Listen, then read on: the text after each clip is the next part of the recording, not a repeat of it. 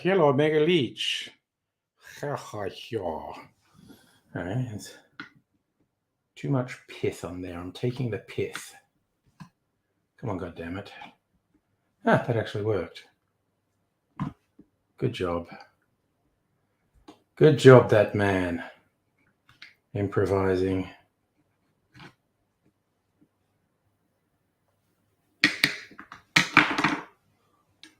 All right. That was a pretty piss poor effort, actually. Hello, Strictly Sega. How are you doing? Just think I need a bit more orange peel in my drink. But I don't want that pith. You're taking the pith, son. There we go. Ooh, and I want a cherry. I got a skewer. All right, you enjoying the rewatchables? I thought you would. It's real obsessive movie nerd stuff. Cherries. I can't believe I didn't clean. I almost never forget to clean up the bar. In fact, this might be the first time I forgot to clean up the bar.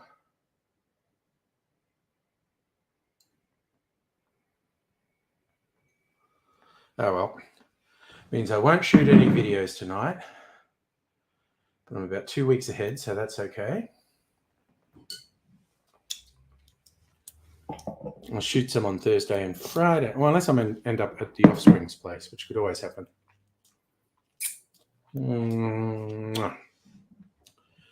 Okay. It's getting the cherry juice off my fingers. I also feel like you're referencing something there and I'm missing it. The slow-mo, I'm doing good, thank you. Or are you just tired?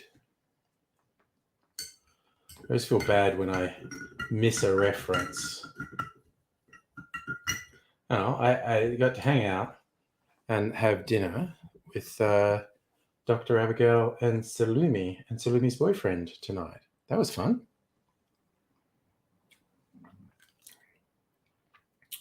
Fuck, that's yummy. Clarified eggnog. So good. All right. Sorry, you're singing. Okay. See, it's actually really obvious now you tell me.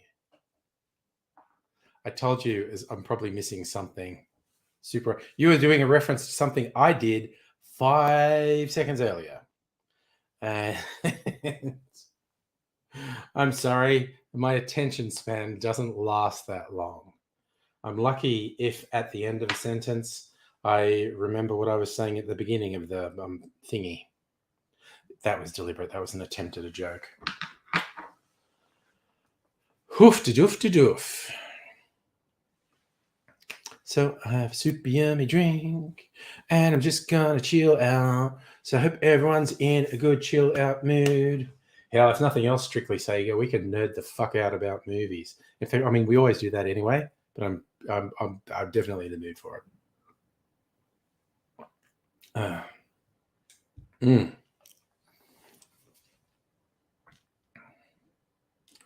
Explains why I'm looking suave. It's if I'm looking suave, I think it's just the effect of my company. Actually, I brushed my hair just before going on. I sat down because I'd been outside, so my hair had blown around a bit. And I was going, good Lord, what the fuck is that about? That's why the stream started like 2 minutes late, because I went in and brushed my hair. And of course, I'm just wearing... Oh, you can't even tell. You have to see the bottom. See, it's martinis. So this is, in fact, a cocktail shirt. Liam, always with a cheerful greeting. How are you doing? I'm doing well. Hope you are too. I mean, well, you might miss. I've been having fun. Salumi did a surprise visit to Melbourne, and tonight, actually had a dinner with Dr. Abigail Salumi and Salumi's boyfriend.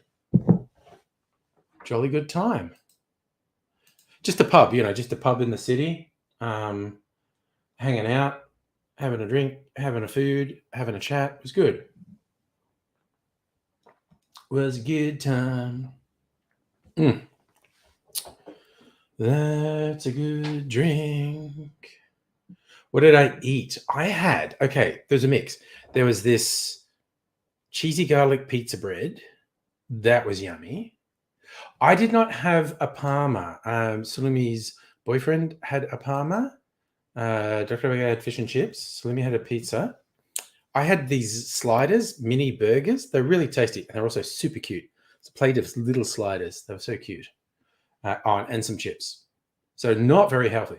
On the way home, I stopped at one of the top cocktail bars that I've never been to, Nick and Nora's, and I had what they call a burnt butter old fashioned, and that's a rum old fashioned that's been fat washed with butter and a few little treats as the sweeteners. I think it was Amaro Montenegro as the sweetener. And I think they kind of forgot about me because it took a while to get the drink. I didn't complain or anything, but when they came up, they said, "Oh, I'm so sorry, the drink is so long, so we're giving you a little bonus drink." And they gave me a little bonus drink. It was a very interesting sour drink. It was very bright red and had stuff in it. They did tell me what was in it. I don't remember. It was a nice, tasty sour cocktail. But the burnt butter rum old fashioned, fucking class beverage that. So yeah, there's a couple of the very top cocktail bars in Melbourne. I've just never been to them. You know what I'm like? I find a place and I like it, and then I just go back there. It's like, well, I could try somewhere new, or I could just go back to the place that I know is good. And so, now I'm up to half a dozen cocktail bars in Melbourne I know are good. And by Melbourne, I mean the CBD.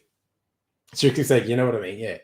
So, there was one I did go to for a product launch, and it's right near the Art Laneway, Hosier Lane. And I forget what it's called. It's tiny. I could look it up. In fact, oh no, Liam, you've been sad. I'm sorry to hear that, man. I guess that's the human condition. There are times when we're not happy with what's happening. So I'll just send all support. No, I won't say positive vibes because you don't really need that when you're feeling down. But support vibes to you. I'm now obsessed with finding the name of this little bar. So I'm just going to search Hosier Lane on the maps. And it should... Okay, there we are, Hosier Lane. Where are we? The Apollo Inn, which honestly, not a very groovy name for a bar, I don't think. Apollo Inn. But it's in Flinders Lane, just off Hosier Lane, and it's classic sort of unmarked door thing. I went there for a product launch, and it was quite good. Okay, never heard of that place, but it's a wine bar. I don't want a wine bar. So there's the Apollo Inn. What are the other places I like? The Luau Tiki Bar. So there's something for all moods. Tiki Bar, very loud and bright fruity drinks. The bit more classy, the Gin Palace. Kind of in between Bar and Pier. It's a bit more sort of funky and whatnot, and you can get good food there. Oh god, what's the one? There's a new one just up from Bar and Pier.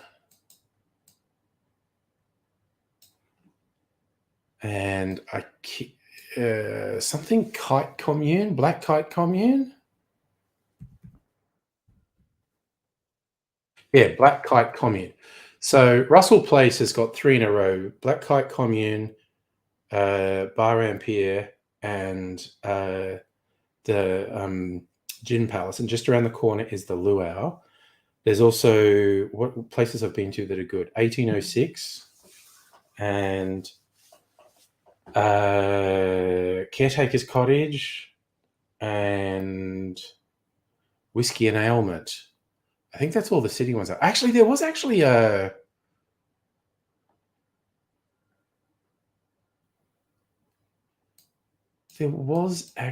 whiskey bar in that area that I've been to once that I quite liked. Swanston Street. No, not. I'm getting confused as to where I am on this. Okay, Hosier Lane. I think it's on Exhibition Street.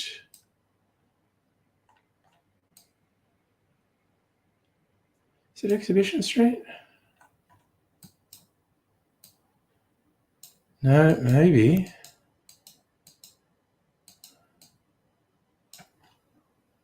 Maybe it's on Russell Street. Oh, actually, it is on Russell Street. Oh, it's not showing up on the map. Why is it not showing up on the map? Ah, Whiskey Den. There it is.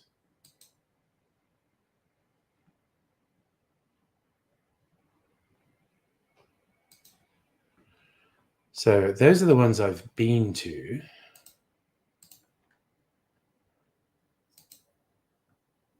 That I know are good, or at least, are to my taste. What's this place? It's called Gimlet. What are its cocktails like? Aperitif.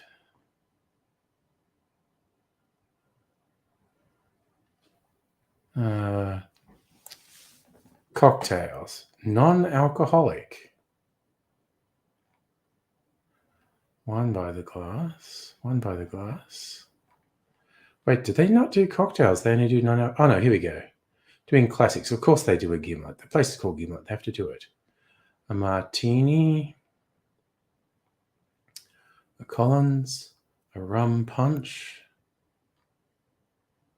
Florian. Ugh, vodka. Sorry, I'm such a snob. I get really judgmental when it's vodka.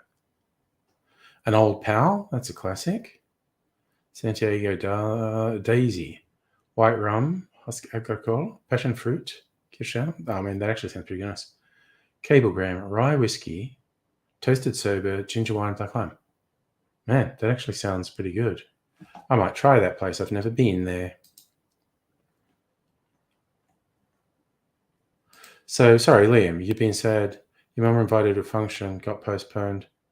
Oh, COVID, man. God damn. Oh, did you just look up Luau? It's over the top. It's so funny. Gin Palace is super nice, really great venue.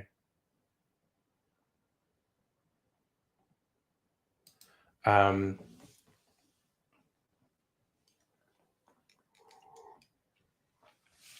like Bar Ampere because they serve food until 3 a.m. most nights. I guess if there's no one there, they might stop earlier.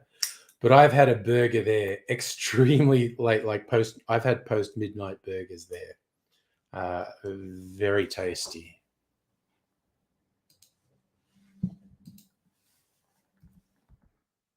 It's it's kind of nice to know a place where you can get food really late at night. So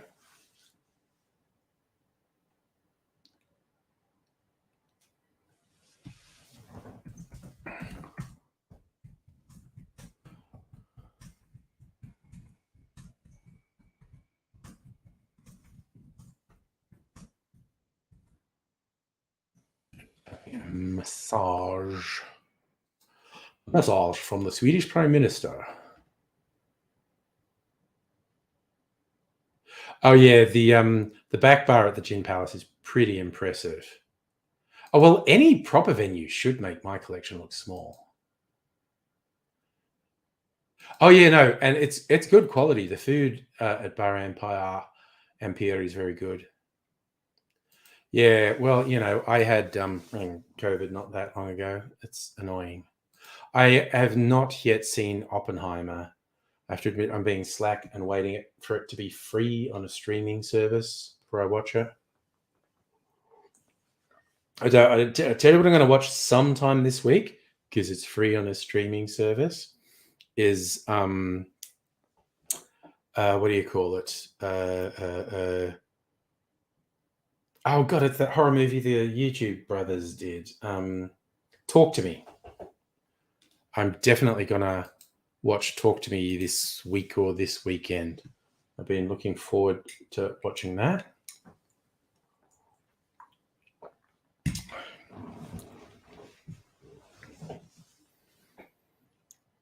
I'm very keen to see what they do in it. You pre-ordered 4K Steelbook from JB and wasn't ready to take on a 3-hour movie. Took on your big boy pants. Nice. Oh god, you're a reminder of that latest bloody H Bomber Guy video that's 3 hours long on YouTube. It's like, I'm not watching that. No harm, no foul, and it's proven to be very popular. He's outing some plagiarists and apparently scoring some points. So good on him. I'm not watching it.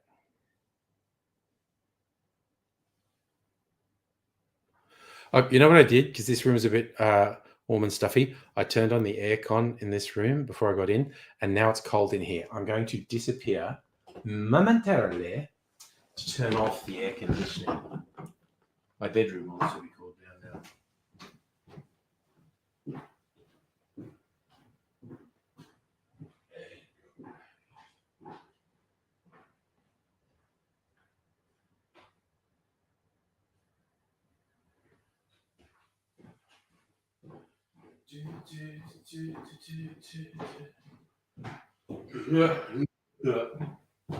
I know I used to be. I got this Miley. I never would have thought, man, that Miley Cyrus song is good.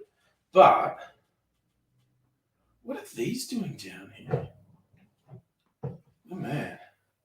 Have I been doing stuff in my sleep and not remembering? That'd be weird.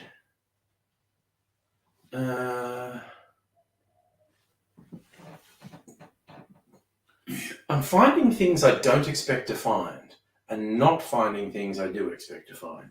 It's very weird. Okay, but sugar syrup, I want some of this.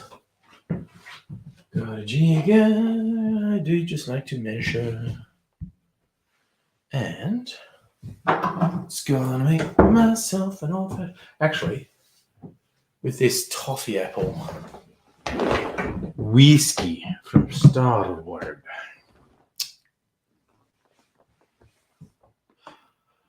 I mean, I know I do that.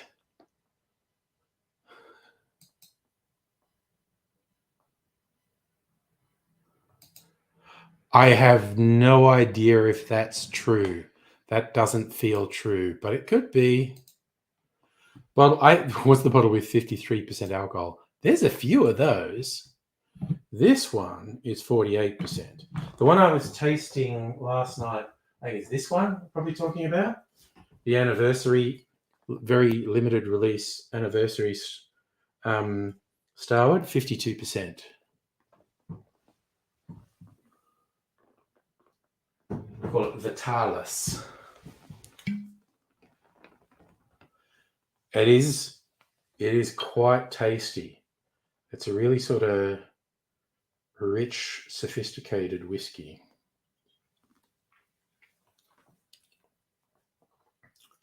And it just, I find, like, because I was doing that taste of it the other night, and I find it really just kind of sits on your palate. So what they call a long finish. You don't just drink it. Sorry, yes, it's whiskey. It's single malt whiskey.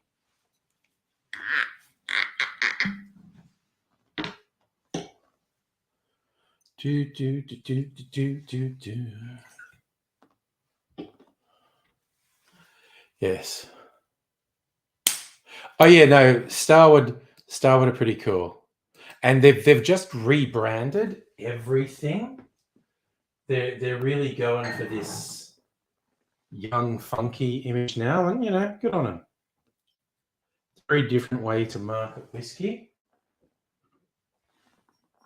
And I say good on them. But they do make some very good whiskies. And the entry-level one, Twofold, seems to have dropped in price. Used to be around 80 to even mid-80s, and now it appears to be mid-60s. Okay, yes, like I do like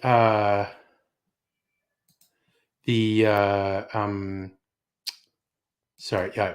Okay, so I do like the name on the bottle, but Archie Rose actually lets you personalize the blend in the bottle, whereas Starwood, they let you put a name on the bottle. Archie Rose let you customize the label, but they also let you customize the whiskeys in it. So the 100 proof whiskey, that was originally released under the name Fortis, which means strong. I used to have a bottle of that. I drank it. It's not bad at all. It's actually probably pretty good branding. I think that branding on that new bottle that's just 100 proof whiskey is probably better branding than the name Fortis. Although I never minded the name Fortis.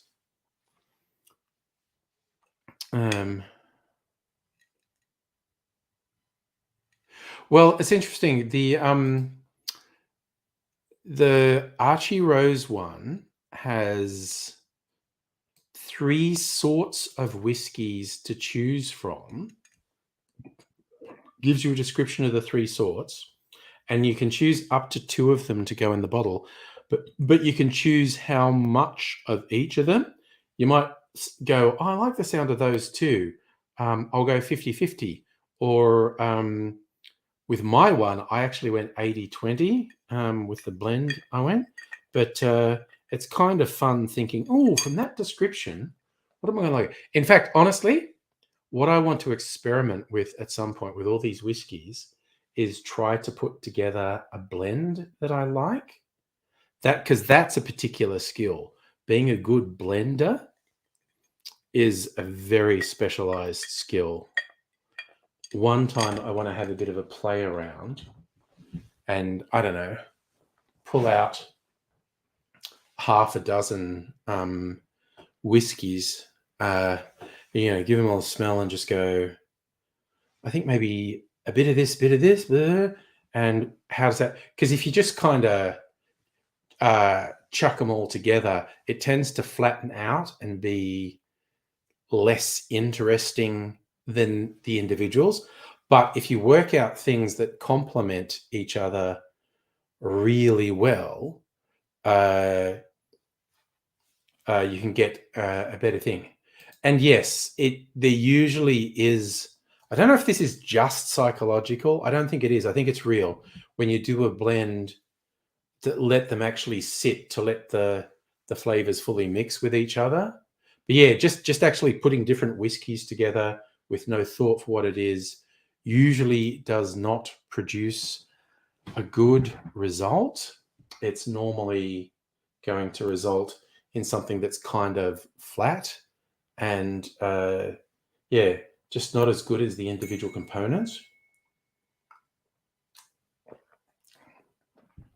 But most of the time, when you see a whiskey called a single malt whiskey, that means all the whiskey came from the same distillery,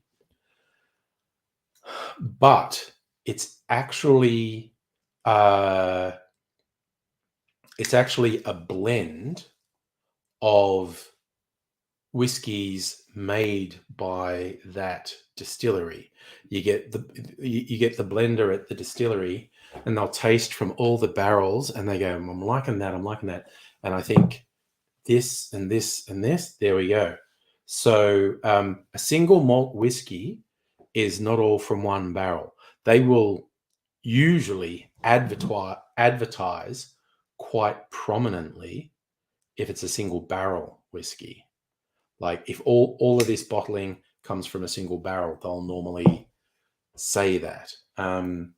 So yeah, that's the thing. A single malt whiskies means all from the malt whiskies, all from the same distillery.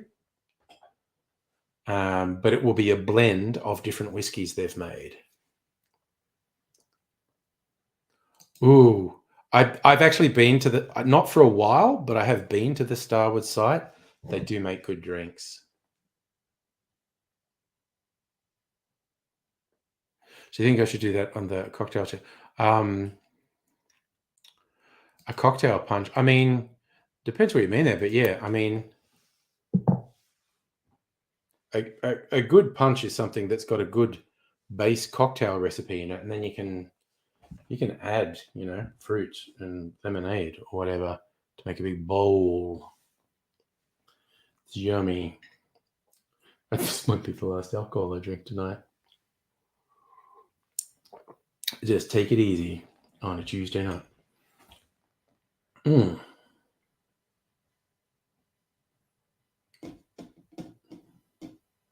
don't know if I've had this too long. How long have I had this? This is... I don't hate it, but I feel like I used to like it more. So this was bottled June, and that's when I bought it. So I bought it mid-2022. So this has been open for over a year.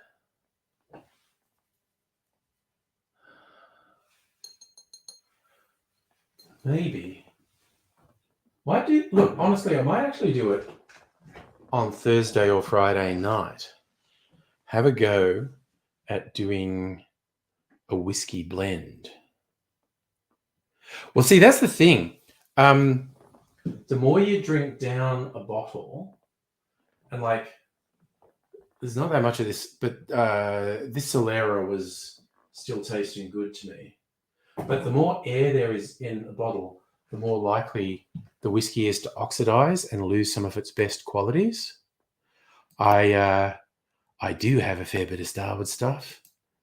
From their core range, I've got Solera, Nova, and Twofold, and I have several limited editions.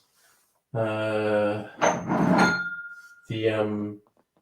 Sticky Apple one, the anniversary one, the Vitalis, and what's the other one? Hungarian Oak. That's 50% alcohol. Only 1,200 of those were made. It's pretty good. Christ, so many fucking whiskies. What's wrong with me? What's all that about? Maybe I should do an infinity bottle, actually.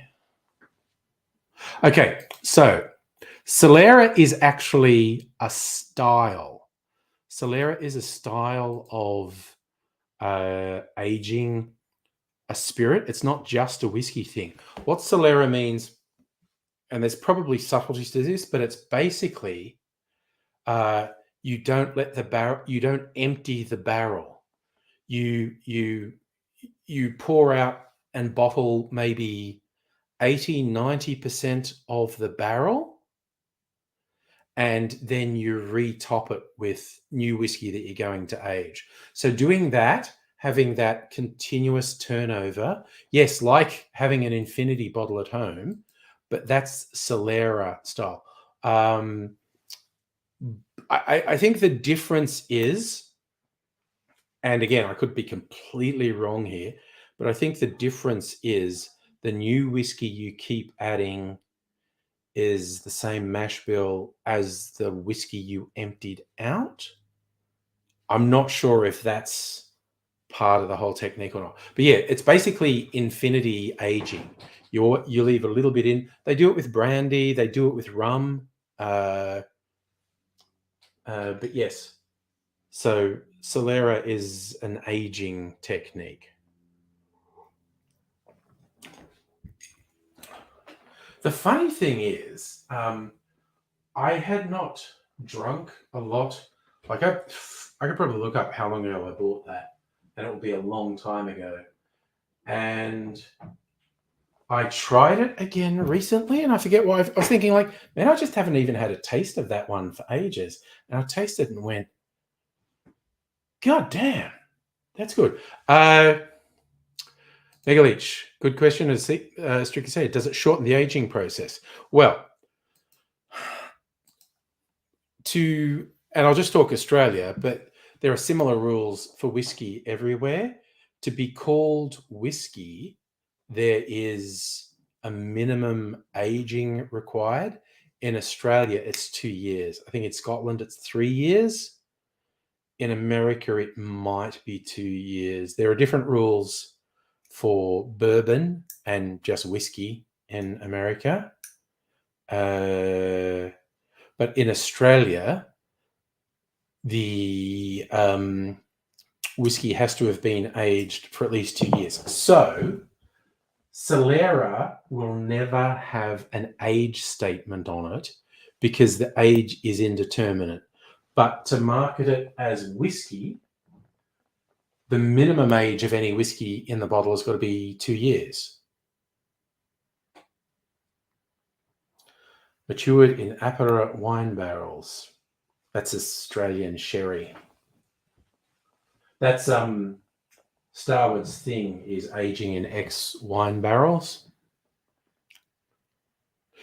Well, see, that's the thing, Megaleech. The 2 years, it's going to be different than a completely new batch that's 2 years old. So if you do Solera, if you empty 80 to 90% of the barrel and bottle that, and then put new make spirit in and wait 2 years before bottling that, that's going to taste different than if the entire thing was the new make that was aged for 2 years. And so, and of course, different batches of a Solera whiskey are going to be at least slightly different, possibly very noticeably different. So, there are these guys who are pissing everyone off because they've come up with some technique that fakes the color and at least some of the flavor of aging whiskey. Like they believe it tastes as good after a couple months as a regular whiskey does after a couple of years. But under Australian law, they're not allowed to call it whiskey because there's a legal definition of whiskey. It has to be barrel aged for 2 years.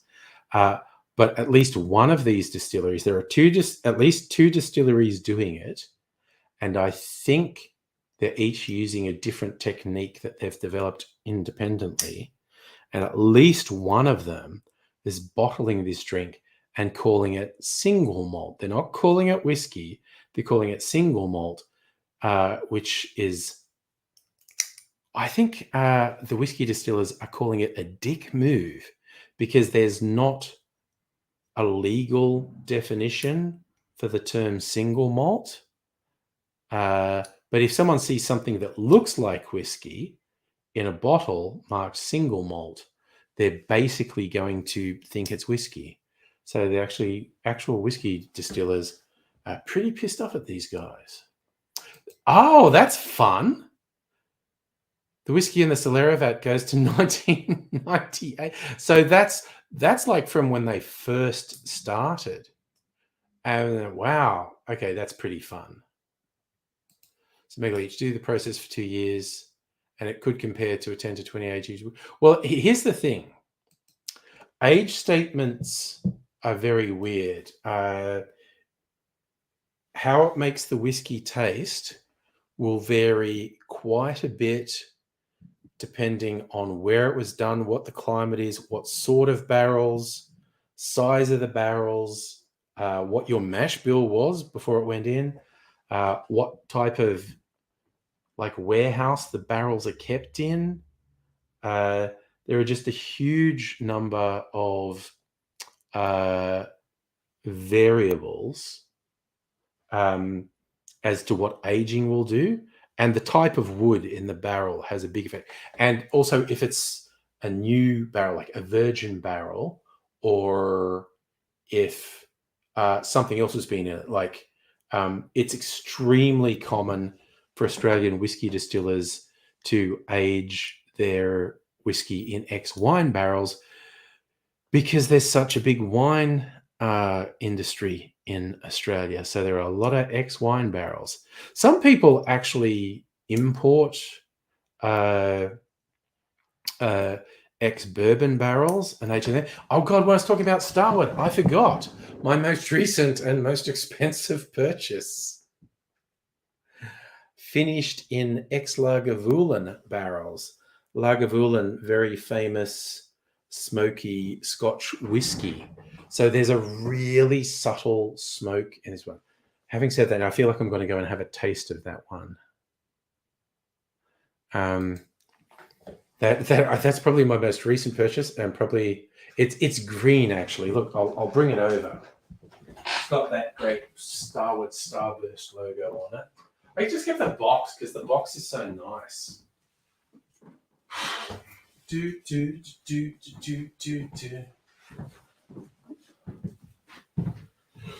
So this box is actually very dark green. Starward Lagavulin.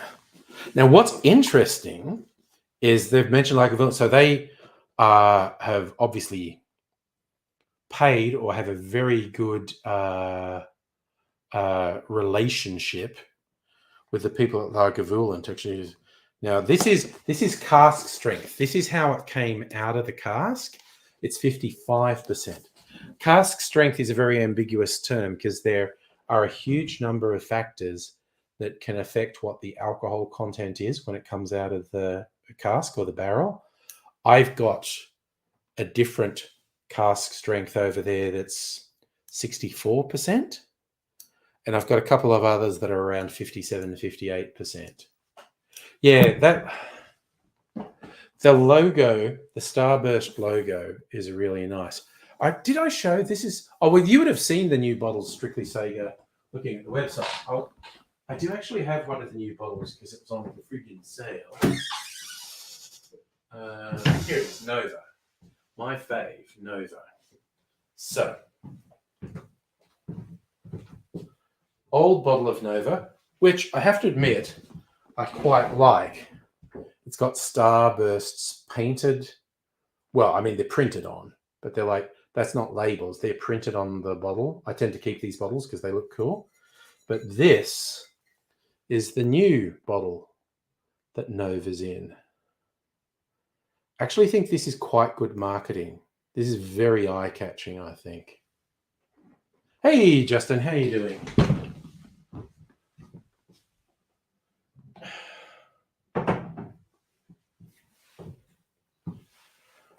Okay, I was going to do something. Fuck, this is such fucking shit. I should put a couple things back in the cupboard.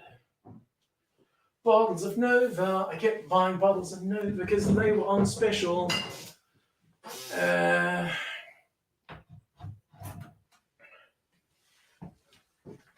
because I know I'm always going to drink it.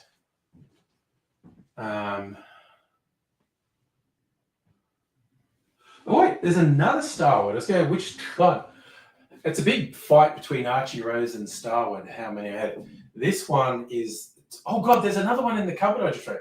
This is Tawny number 2. This was aged in ex-Tawny barrels, which is Australian port. And what's the one in here? It's another sort of wine barrel one. The fuck is it?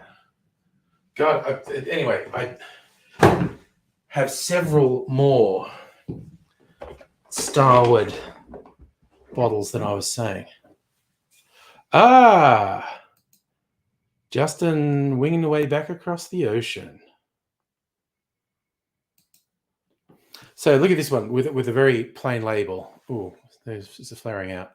This is from Western Australia, Raymond B Pure Corn Whiskey, 45.1%. Remake of our Raymond B whiskey. First ever paddock to bottle, 100% pure corn whiskey from Australia, made using Ord Valley corn grown on our family farm.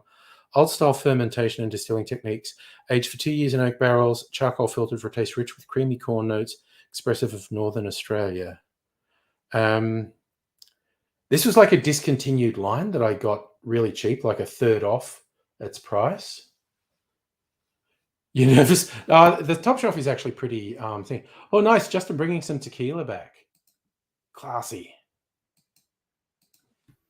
Yeah, one of the things I wish I knew more about tequila, really. But I'm sort of focused first on whiskey, second on gin, third on rum. And I don't really know anything about tequila. I do like tequila. Don't really know anything about it. So I thought it'd be funny because this, I think they basically made this according to the rules for bourbon. But of course they can't call it bourbon because it's not American, from Western Australia. But I think that'll be radically different. Anyway, I haven't finished my old fashioned yet.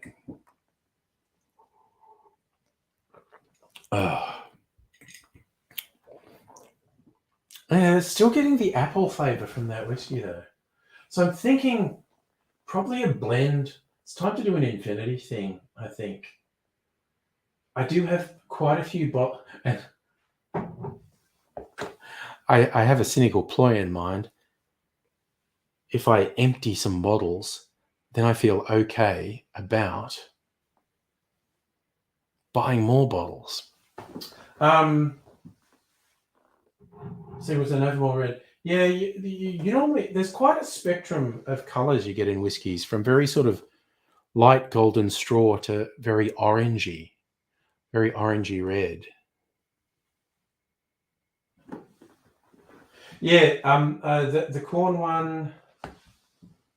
It's a kind of orangey yellow straw color. I mean, compare this one.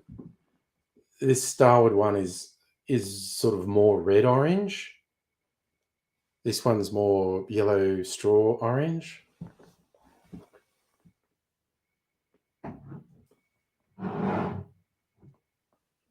What's Vitalis? Vitalis, much darker. Look at that. That is so much darker. So much darker, that one.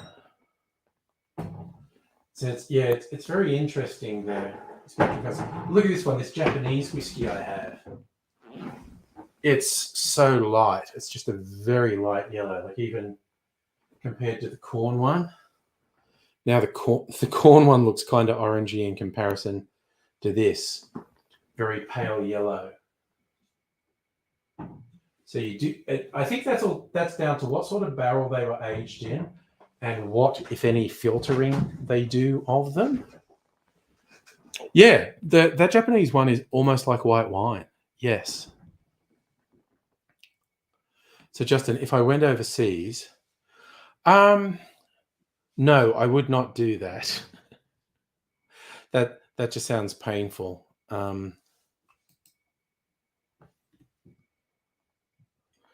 Because not least, I really like supporting local. Like the vast majority, like at least 80, if not 90% of my whiskies are Australian. 100% of my gins are Australian. About half of my rums are Australian. I just like supporting Australia, and I get Australian brandies too,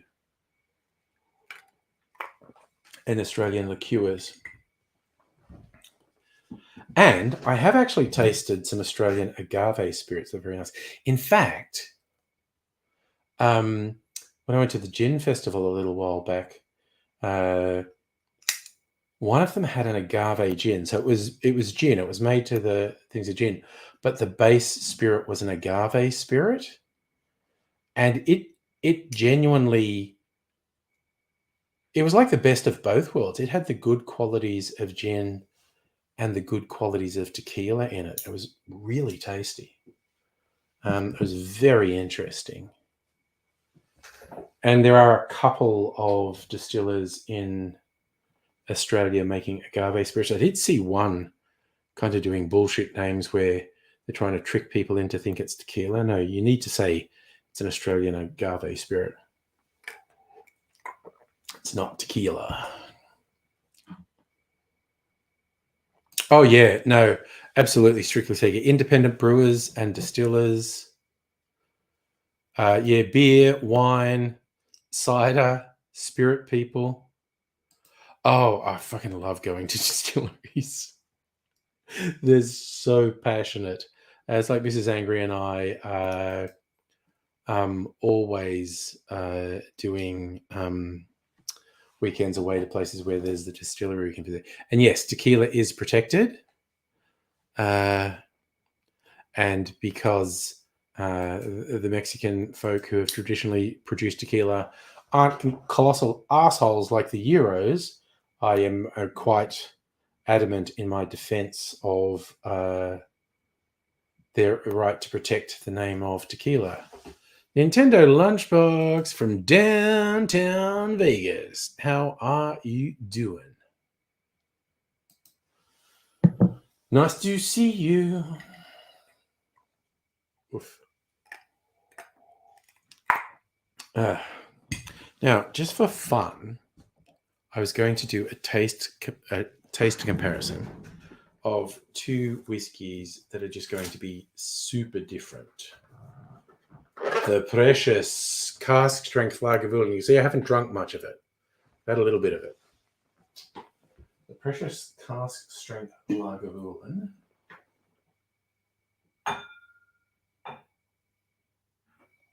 Just a little pour of that. Back in the Precious box. Also, I don't know if it's going to show up in the thing. Oh yeah, you can see there's reflective stuff built in the label. Quite like it. Also, it is quite a dark whiskey. It's a very brown whiskey.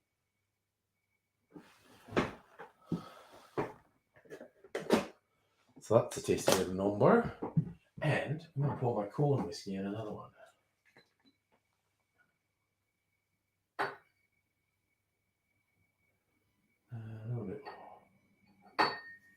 That'll do. Okay. Und so. My Starward Lagavulin. Oh, this is one from the box. So it's got the peat smoke, but it's really gentle. Like Lagavulin are fairly notorious for full-on smoky.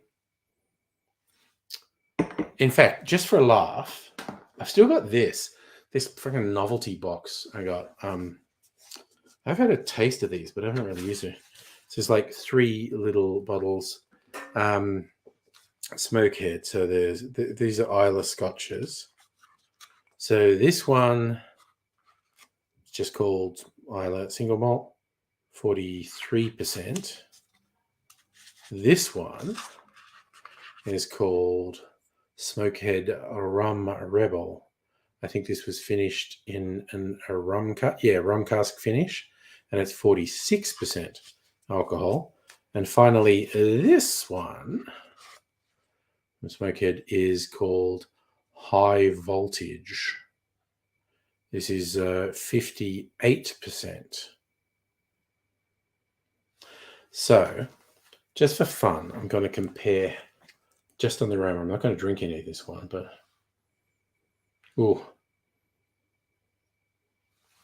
yeah, if that's a 10, this is about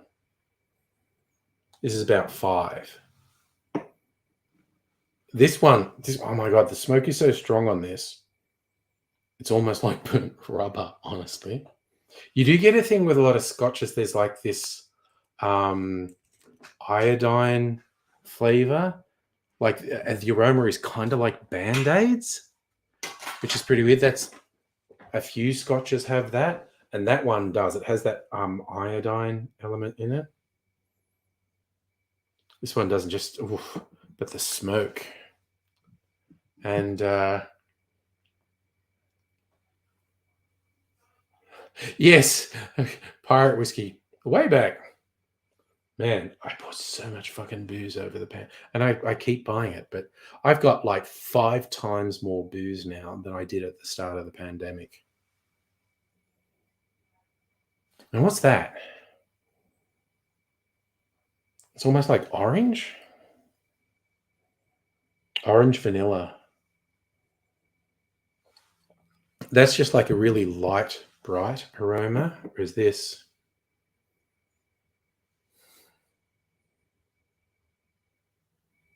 It's just this earthy, smoky thing. Super yummy. I have little sample bottles lying around all over the place. All right. So I think I'll drink the corn whiskey first because I think the Lagavulin one will overpower it.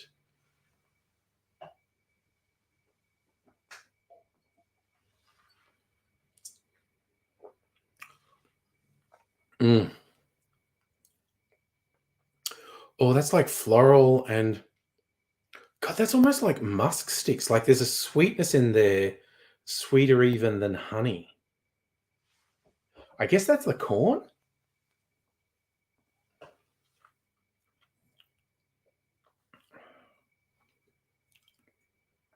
Mm. Yeah, it's almost a rock candy sweetness from the corn.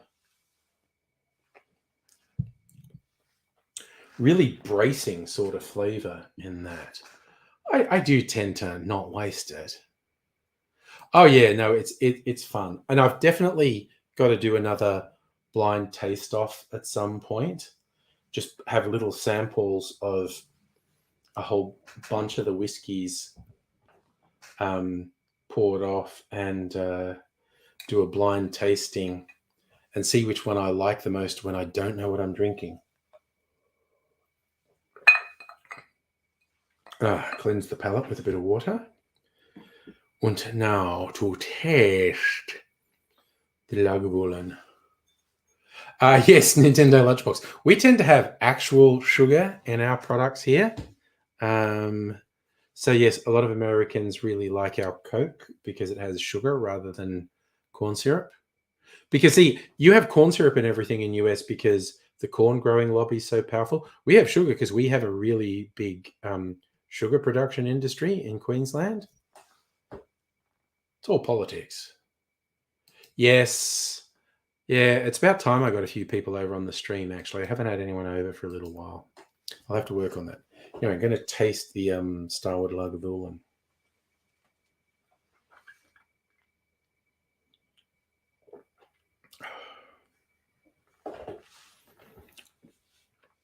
It's like a really good honey barbecue sauce. What else is there? There is a very sort of fruit element. What is it? See, I'm shit with the words for this. Sort of like oranges.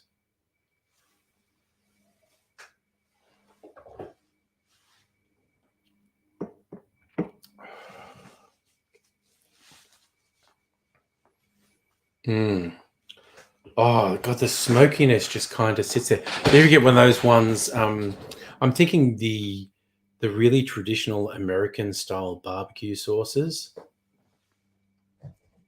where there'll be things like it'll be a smoked barbecue sauce, honey. Oof. There's even like a little savory element, almost like you know how capsicum's actually sweet and a little bit spicy. It's almost a little bit. I'm not sure that they'd like me saying that, but how do they actually describe? I'm always fascinated.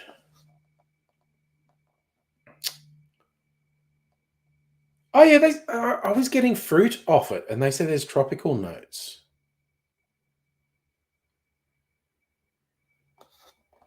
I was definitely getting fruit off it.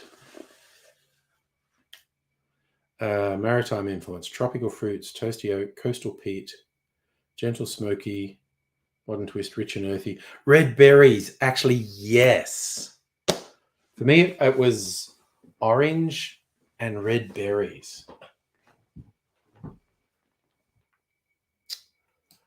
Yeah, for me, like I said, I'm so crap at coming up with good words for the whiskey stuff. But for me, it's kind of like, what does the sweetness remind me of?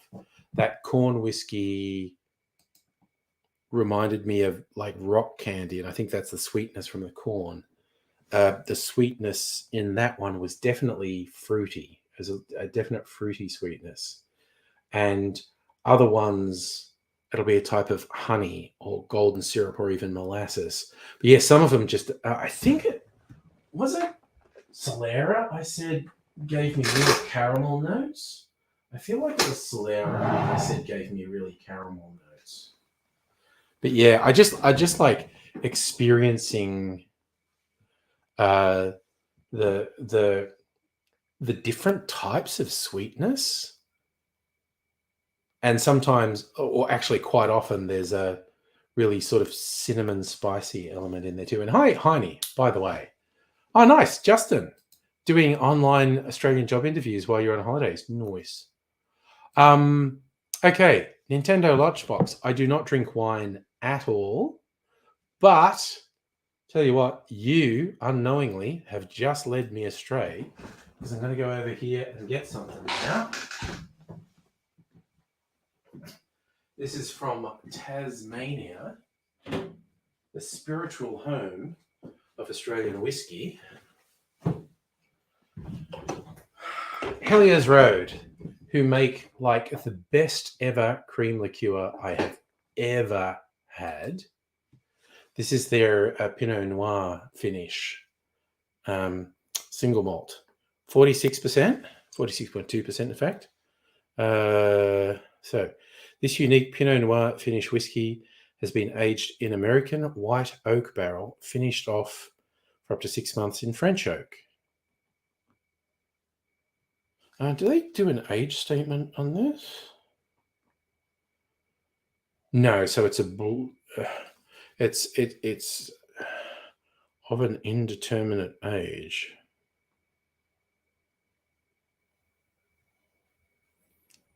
So it spends however long, somewhere between 18 months. Well, it probably spends at least 2 years in American white oak barrels, and then up to 6 months in French oak that used to have Pinot Noir wine in it.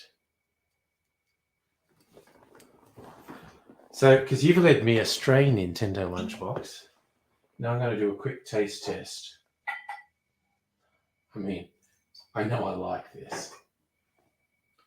Also, hot tip for, I'm going to look it up, but I think I have a hot tip for Australians about Hellier's Road. So while we're here, I'm just going to look at their website. Hellier's Road Distillery. Okay. Yes, I'm over 18. Shop. Ooh, actually, new releases. What new releases do they have? Voyager cask. 19 years. Motherfuck, that's going to be expensive. The Journeyman. Bourbon cask and port cask. 46%.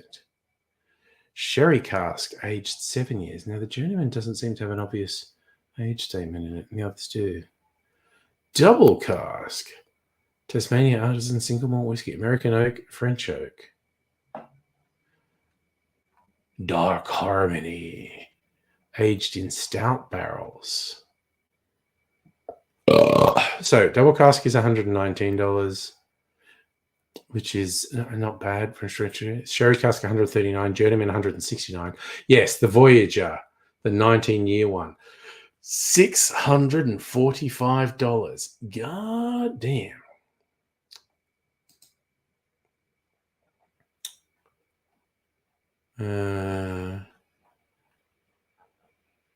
Dark Harmony.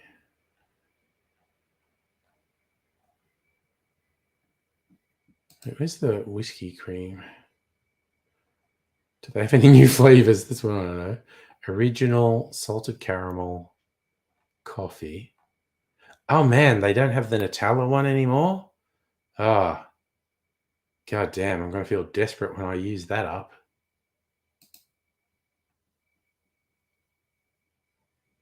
Oh, holy shit, they also have a 21-year-old single cask, single malt whiskey.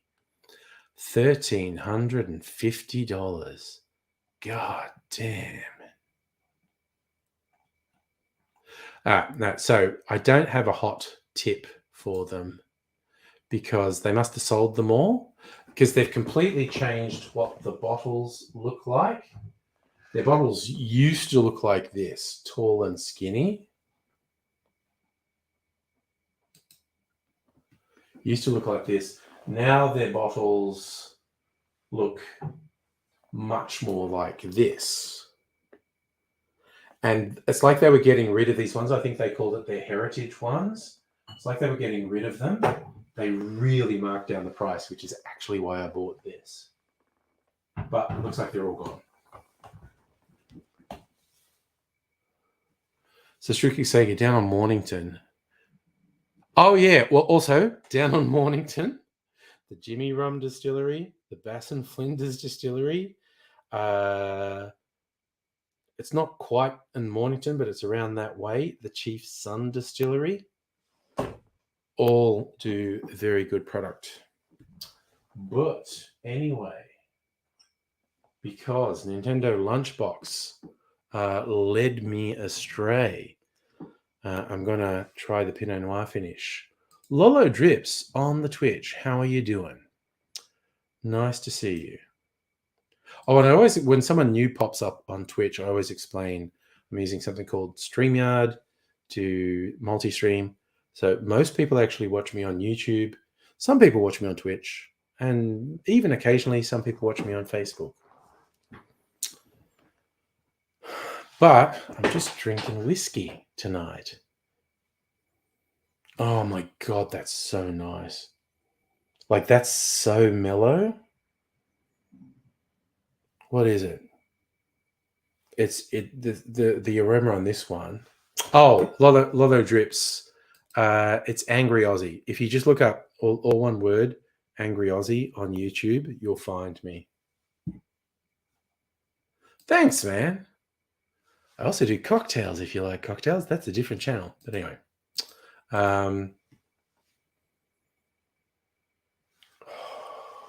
That's okay. Here's the thing. This is what annoys the crap out of me because this is definitely something. It's really distinctive. And I can't quite place it. But it's really nice. Okay. I'm going to taste it.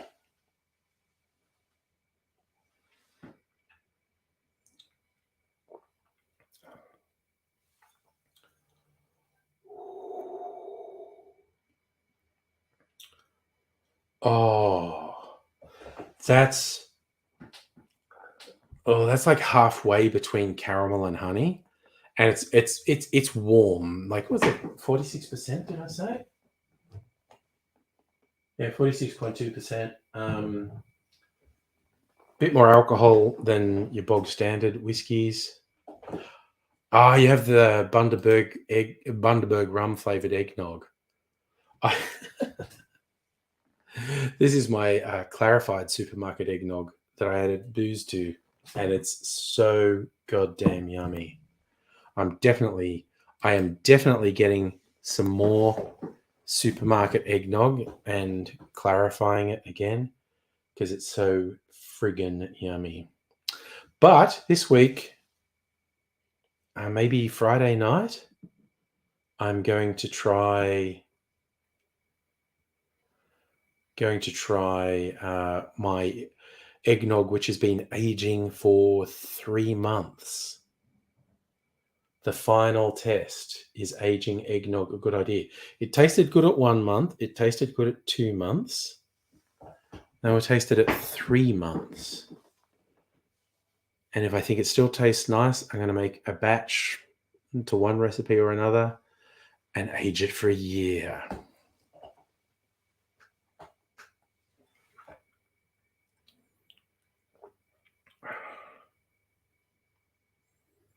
Mm. Oh, God, there's real chocolate notes in this one, actually. Now, as I taste it, chocolate orange. This legit has flavors like a Terry's chocolate orange.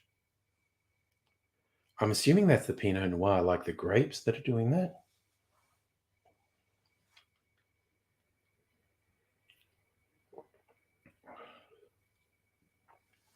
Yep, I'm fixed on that now. That's what the sweetness in this one is for me, a Terry's chocolate orange. I swear, if I drink it again another day, I'll say something completely different. You're not sure what to do with aroma aftertaste. Honestly, what I recommend is if you're going to get the supermarket eggnog, get the standard one and add your own booze to it. That's my hot take. You don't necessarily want to go to the hassle of clarifying it like I do, but it's super goddamn yummy. Like you add some booze and some citrus and clarify it, and it's so goddamn yummy. Like I'm amazed how good it is. Like I am absolutely making more of it. I've done 2 batches now with slightly different booze ratios in them. Both super yummy. Mm. And cherry. There is actually a little bit of cherry in that Pinot Noir, like the cherries that I really like. Gosh darn, that is good. Okay.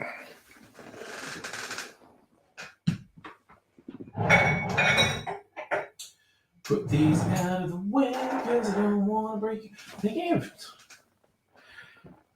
This is a bit wicked for. I should stop. I was going to drink more alcohol and I shouldn't. I was thinking of making an old fashioned with the corn whiskey. Yeah, Infinity Barrel. Are you talking about the eggnog? Cool to visit here. Well, yeah, I've actually got 3 of my barrels sitting here.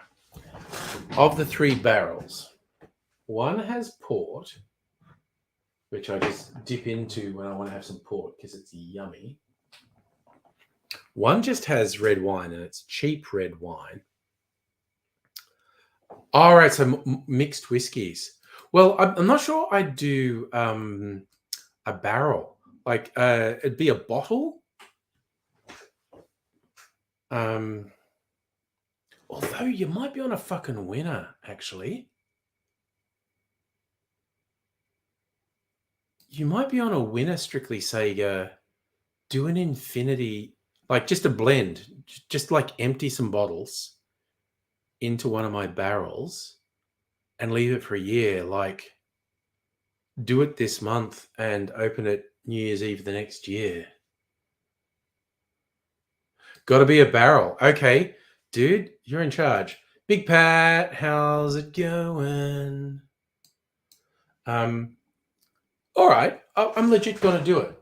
I'm gonna get a bunch of bottles that only have a bit left in them and whack it in a barrel and revisit it in a year. All right, that's the thing that's going to happen. That's easy to remember. I'll do it now, this month, and then open it the following New Year's Eve. And yeah, it'll clear a bit of shelf space. I can feel vindicated to get some more bottles because I'll empty some. Pat, I'm doing fine. How are you? Been up to much today? And by up to much, I don't mean have you been out murdering again? Because we all know that isn't a thing you do. And I don't know where those rumors started. Yet again, if anyone from the cops or the feds, Interpol is watching, Pat is definitely not the most feared killer in the Australian underworld. Okay, so when I say he's been up to stuff, I don't mean, oh, here I go murdering again. No, I I don't even know where these rumors get started. But that's not the. All right, I was thinking I might actually use my cherry syrup in an old fashioned. And I was saying the corn syrup one, corn whiskey. I do have some soda water. Yeah. I'm going to have some soda water. Maybe I'm. Oh. But because it's just that Pinot Noir one had that chocolate orange cherry flavor going on. I might.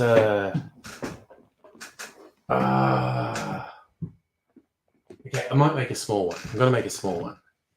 Small old fashioned. And put a little bit of cherry syrup in here. That's probably enough. Little bit of cherry. And yes, Nintendo Lunchbox. Oh yeah, sorry, Pat. You're right. I've said too much. And yes, grenadine is a syrup made from pomegranate juice. If you ever want grenadine, far better than anything that's sold in a shop is grenadine. Look up online, make your own grenadine. You just need pomegranate juice and sugar. Tastes way better. I am in Tim Smith territory. So I'm just going to make a little one with the Pinot Noir.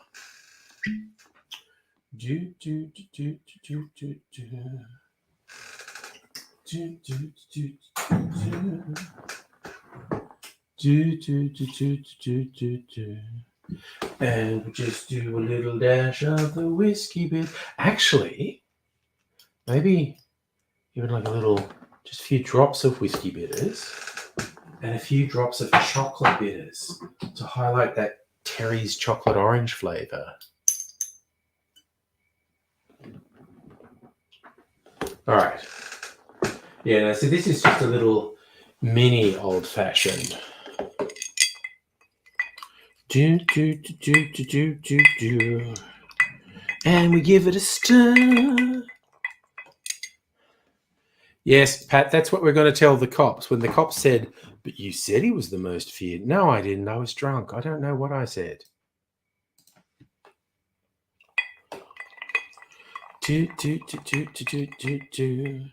Get that flavor happening.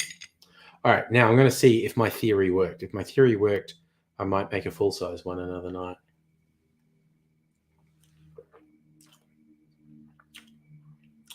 That's yummy. Ah, goddamn. Oh, no. See, that's where it gets complicated. Pat gets hired, but they hire a younger Pat. That's the thing. Oh, that's the whole thing. I am doing fine, Pat. I hope you are too. Oof. All sorts of shenanigans at work today. And then I had after work shenanigans. And now I'm having at home shenanigans here. It's all good. Anyway, I'm going to pour myself some soda water as well. Crack open the soda water. Blood orange flavored soda water. We get a little bit chilled there on the ice. That's what I like.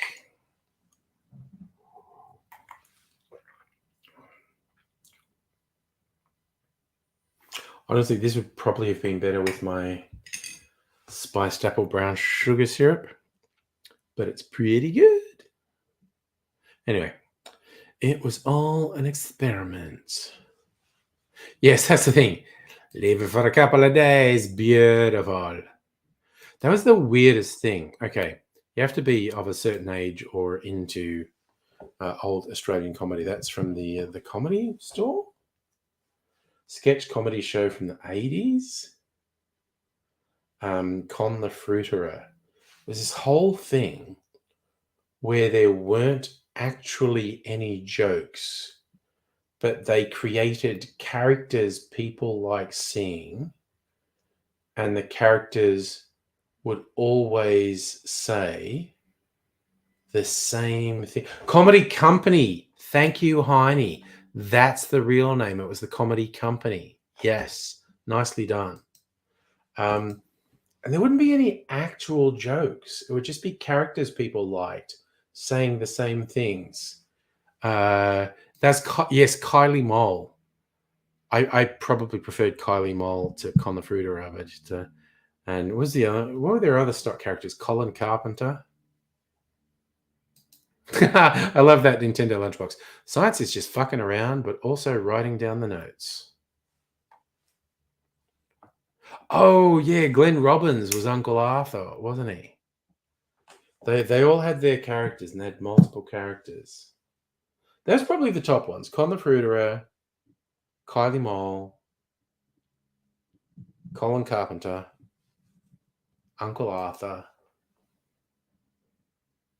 Actually, you know what I really love fucking with people? Like Americans who only know Eric Bana as a serious actor, and because he's a really good actor, show them clips from the Eric Bana show, like his comedy sketch show, where he's being Poida or other characters, and it fucking trips them out. It's kind of like Americans who thought Hugh Laurie was American because he was House, and it's just he's a very good actor. They thought he was an American, and that was the only way a lot of Americans knew him. So I'd show them old super camp sketches from a bit of Fry and Laurie, and it would fucking blow their minds, and they'd be like, "What?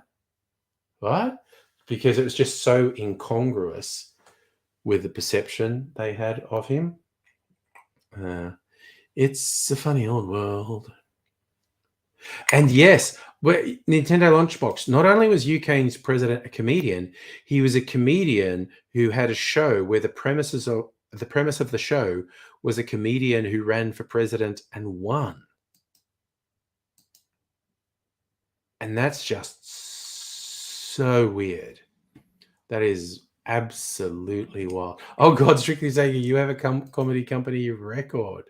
Holy shit.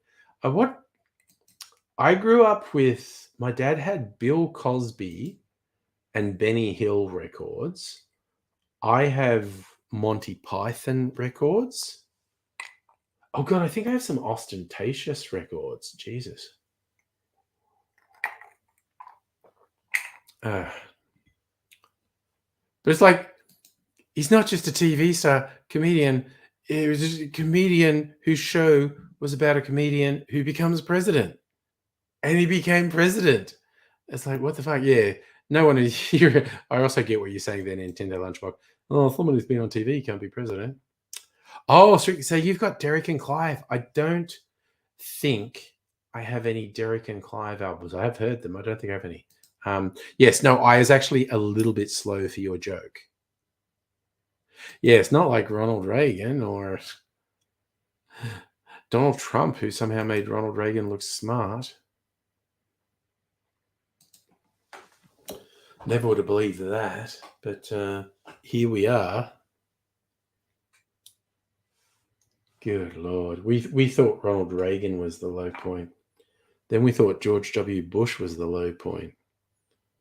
And doesn't that just fill you with dread of what's the low point going to be in 10 years? Like the current low point is Donald Trump. What's the low point going to be in 10 years? That's a frankly terrifying concept. Oof, now I've got all this flavor on my tongue. I think if I drink some soda water. Oh, yeah, that's the stuff. Ooh, it cleanses the palate and liberates the palate. Well, here's the thing. Idiocracy. I don't think the president in Idiocracy is as bad as Donald Trump, quite honestly. It's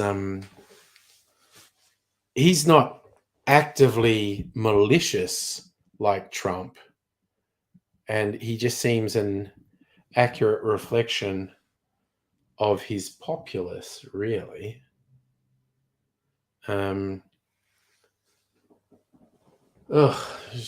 Trump's so extraordinarily horrific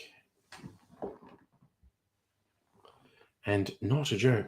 I feel like watching Idiocracy again, because I think Idiocracy is a fun movie. I think it's got a lot of very funny stuff in it, but I do get my back up with people who go, "Oh, it's a documentary, it's factual." No, it's not. And if you really want to look at it, the message in it is at best extremely elitist and classist, and it actually veers dangerously close to advocating eugenics. So if don't ask me to take Idiocracy seriously, because if you want a serious critique of Idiocracy, there's a lot of extremely bad stuff in there. But if you want to just have fun and laugh, because that whole idea of that guy who's incredibly average, and in this future world he's treated as a genius. Number one in American movie is called Ass. That's all it was for 90 minutes. Won 8 Oscars, including Best Screenplay. Hand jobs at Starbucks. Well, possibly my favorite because there's a chain, not a huge chain, but there is a chain, these restaurants in the States called Fuddruckers. And it's obvious, the name is obviously meant to sound vaguely rude, but it's not actually rude. Fuddruckers. I've actually eaten at a Fuddruckers. I liked it. In Idiocracy, the guy who's woken up and he's still trying to acclimatize, he sees one and it's the Fuddruckers logo, but the place is called Buttfuckers. And he's tripping out, like he thinks he's imagining it. And he says to this guy who's walking past, "Can you tell me what that sign says?" And the guy says, "What, you want me to read like a faggot?" I was just like, that is like this much exaggerated of gross troll commenters on the internet these days. Stricky Saber, that sounds overly fussy. You don't want a hand job from someone who's giving hand jobs all day. Laura, Amusia, Trump was adored by evangelical Christians. Oh, probably the most extreme example, and this is when America went off the rails big time. The Reagan era, the Thatcher era, that's when everything went off the fucking rails. Because Reagan courted the evangelical right, saying, "I'll do all the fucked up shit you want," and turned them against Jimmy Carter, who was an actual, true, devout Christian. And Reagan was a Hollywood elite, drug-taking, fornicating animal. I have nothing against drug-taking, fornicating animals, by the way. But this unhinged hypocrisy of the evangelical movement embracing Reagan and rejecting the actual devout, dedicated Christian Carter was fucking wild. Okay. I have standards with vodka. Oh, see, not quite the same because I try to avoid vodka. I'm not necessarily going to avoid hand jobs. That's all I'm saying. Yes, Marjorie Taylor Greene's book failed because the base doesn't read. That's a real thing. Oof. Jesus Christ. American politics is a dog's grace. But the wildest one was, what's that guy who just fucking made everything up and he actually got expelled in an all but an unprecedented move because he was just such an egregious scammer? Okay, so Laura, the quote from Proverbs 6, a heart that devises wicked schemes, feet that are quick to rush into evil, a false witness who pours out lies, and a person who stirs up conflict in the community. Yeah, I mean, if you were to take the Bible seriously, Trump is obviously going to hell. And anyone who venerates Trump is obviously going to hell. They're all just lucky it's not real. Thank you, Stricky Saker. George Santos, that's his name. I got George from Seinfeld stuck in my mind, and honestly, they look a little similar. So I couldn't remember George Santos. I was going to say George Costanza. That's not quite right. Yeah. Can't stand you, Costanza. The psycho gym teacher. I just love that George Costanza was such an awful character. They were all kind of awful, but George Costanza was just a truly awful character, and they just embraced it. And it was fucking beautiful. I did see that Nintendo lunchbox. Santos is on Cameo. If you pay him a couple of $100, he'll make you a custom video. It's like, dude, just go on OnlyFans and fucking ride a dildo, mate. Fucking just go for it.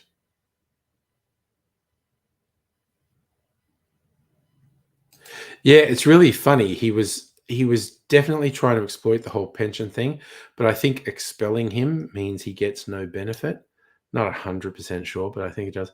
But yeah, the expulsion of Santos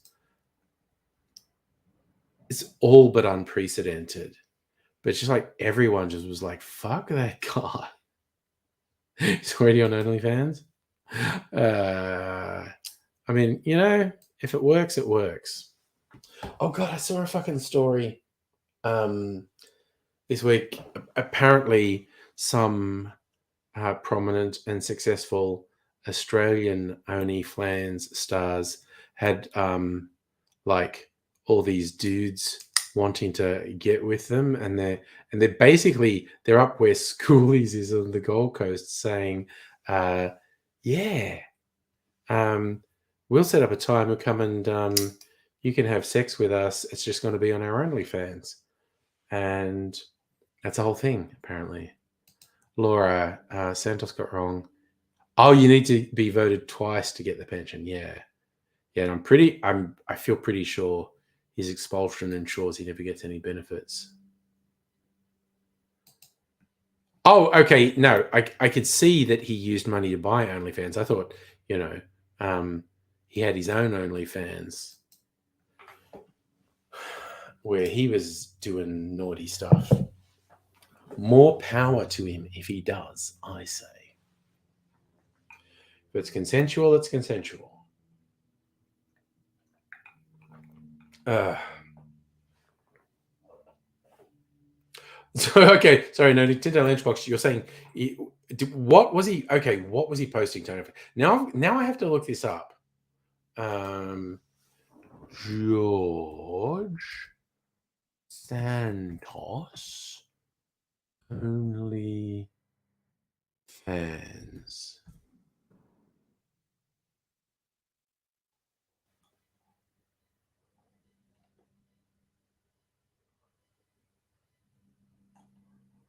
What's this thing on SBS? OnlyFans, Botox, and volleyball. Who is George Santos and why was he expelled from Congress? New York Republican was expelled. Indicted on charges of bankrolling his lavish lifestyle with stolen donor cash. Only the 6th member ever to be expelled from the House.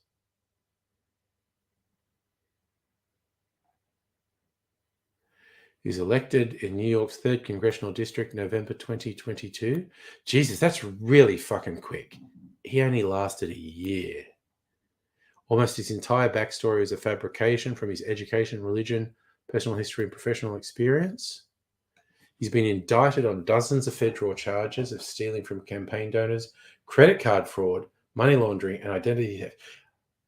And I think there's just like a very weird, endless stream of dodginess from you.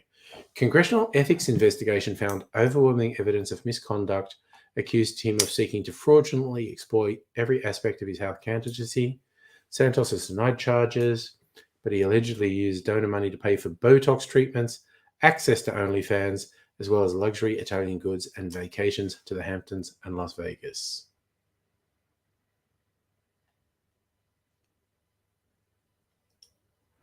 Two-thirds majority of the House was needed to expel him. 2 previous attempts failed, but the House did vote 311 to 114 to immediately remove him.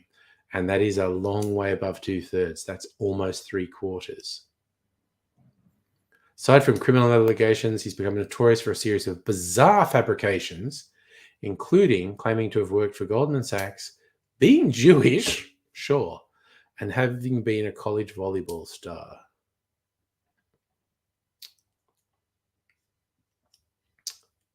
Wowzers. So Republicans only hold a 4-seat majority in the House. Now that Santos has been expelled, there'll be a special election. The election is seen as competitive.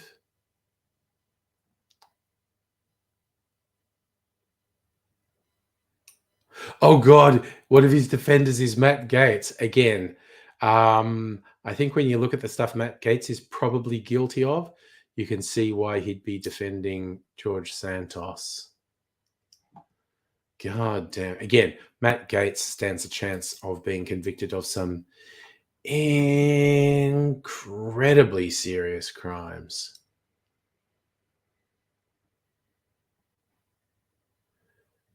God damn. That shit is wild. Oh yes, the Jewish thing. That was wild.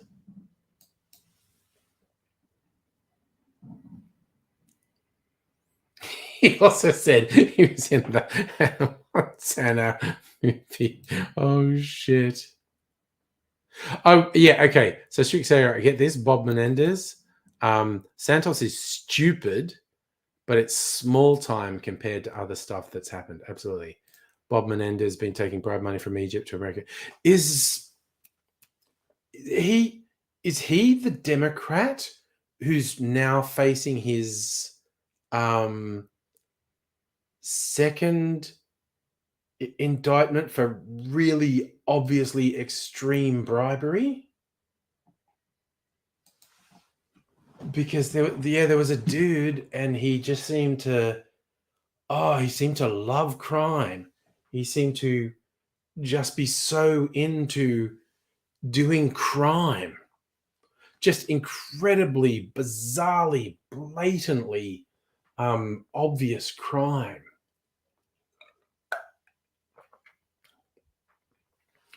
It's just, man, that whole and I don't actually just mean US politics. I mean politics generally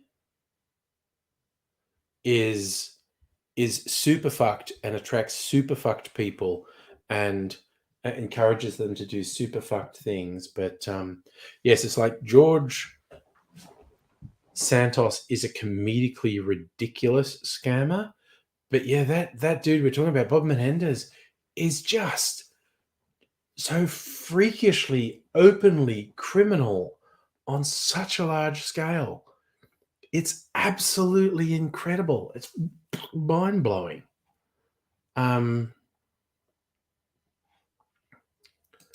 It's like, God damn, these people.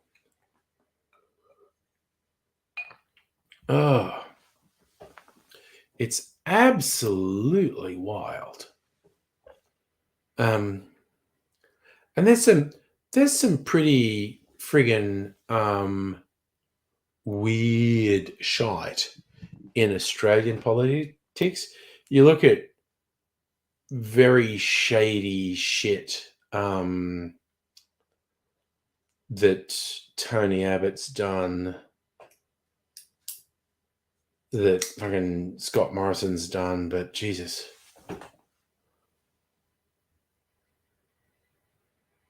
But yeah, Laura, it is. Santos is such a fabulist that it's bordering on some sort of condition. It's like bordering on a behavioral disorder. It's like he is genuinely doing stuff that's so stupid and is so obviously going to be found out. Why is he doing that? Why is he doing that? So sickly saying, you had a problem. You lied to your friend, told him you got a Pee-wee 50. I remember I had friends on a farm who had a Pee-wee 50. For those who don't know, that's this tiny 50cc mini motorbike. They're super fun to ride. See, but that's an awesome lie to tell when you're 6. When your friend came over, you said, "Oh no, someone stole it." I did get to ride a Pee-wee 50 that a friend on the farm had. They're so much fun. Just ridiculous, tiny little things.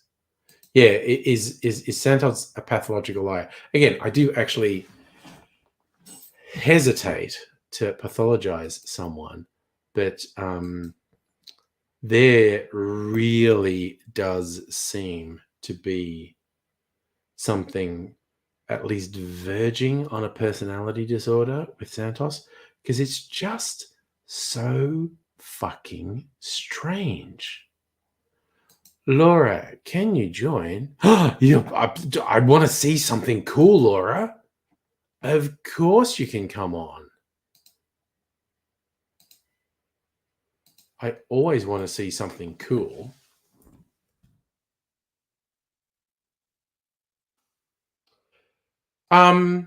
Yeah, but it's weird. Like, if Santos is just your garden variety con man, he's just very bad at it. And that's why I start to think it's just in the realm of a personality disorder, because the stuff he does is so fucking stupid. It's so weird.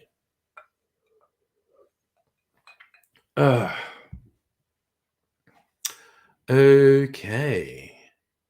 Laura. Hello there. Sorry, Hello. guys, I've only got up. I haven't got dressed or anything yet. It's still it's 10:40 in the morning, but you know. All right. So you're going to show us a picture then? No, it's not going to be a picture. It's going to be me. Oh, okay. You caught me by surprise. Lovely color. I'm really liking that. Blue hair. Blue hair. Looking, and with your green background as well, looking fabulous. Yeah. Looks great. Love it. This is not a great background. Loads of boxes and shit. But yes, I decided to dye my hair. My friend did it on Friday. A bit of the colour was washed out, but you know.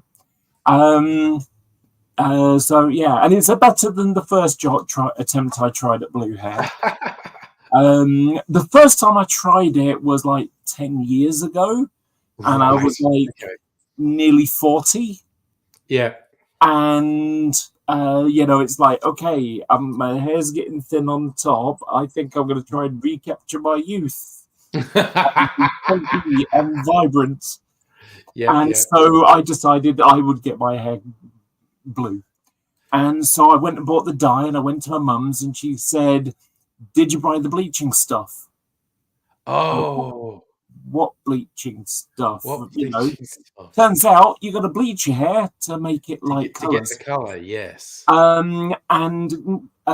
not only that, the only way to tell that you got to do that would be to open the packet covered in, cellophane, in order to be able to find out these things. Yeah. So what happened was I went, okay, well, my brain is like, well, I bought it. I'm planning to do this thing, so let's just do it anyway on the Yeah. dark brown with Yeah. bits of grey in it because getting old.